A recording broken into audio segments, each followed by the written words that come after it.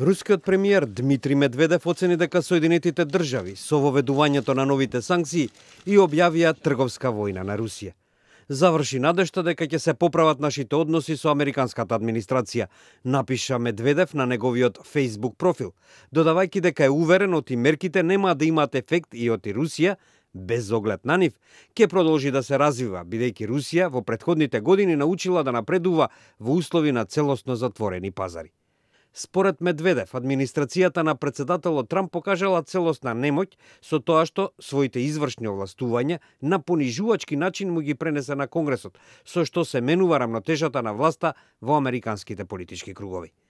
Американскиот естаблишмент го победи Трамп. Председателот не беше среќен во врска со овие санкции, но тој мораше да го потпише законот, оценува рускиот премиер. Како што е познато, Американскиот конгрес со големо мнозинство усвои закон со кој се воведуваат санкции врз Русија, Иран и Северна Кореја. Портпаролката на Белата куќа, Сара Хакеби Сандерс, објавувајќи дека председателот Трамп го потпиша законот, изјави: The president favors tough measures to punish and deter the bad behavior of the rogue regimes in Iran and North Korea, and he also sent a clear signal that we won't tolerate interference in our democratic process by Russia. The bill was improved, but Congress has encroached on the power of the presidency, and he signed it in the interest of national unity. Новиот закон му овозможува на Конгресот да ги стопира сите обиди и напори на председателот Трамп да ги олесни санкциите врз Русија.